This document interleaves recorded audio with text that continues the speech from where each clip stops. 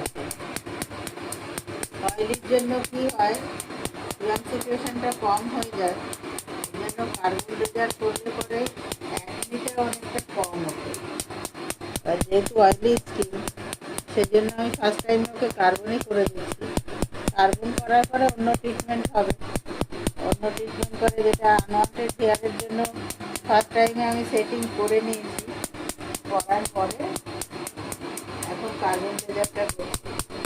এবার final result তোমাদের সঙ্গে শেয়ার করবো নিশ্চয়ই।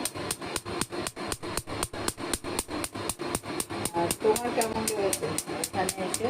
তুমি কোথা থেকে আসো? আমি পূর্ব মেদিনীপুর থেকে এসেছি, কাঁথি থেকে।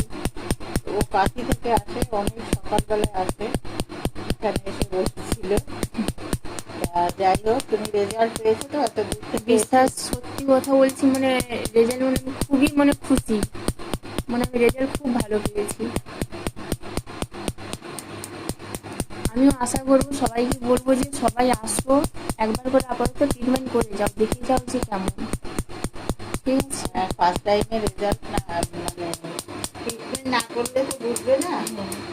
তো আসো, ট্রিটমেন্ট করো। যদি মনে হয় আসো, ট্রিটমেন্ট করে দেখতে পারো।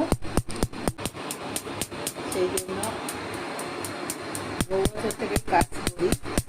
আর না নতুন,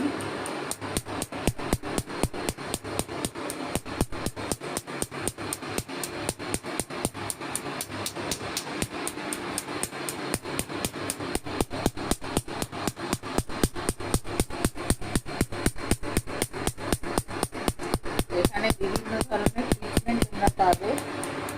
আর রেজাল্ট চেষ্টা করি ম্যাক্সিমাম কাজে রেজাল্টটা দেওয়ার।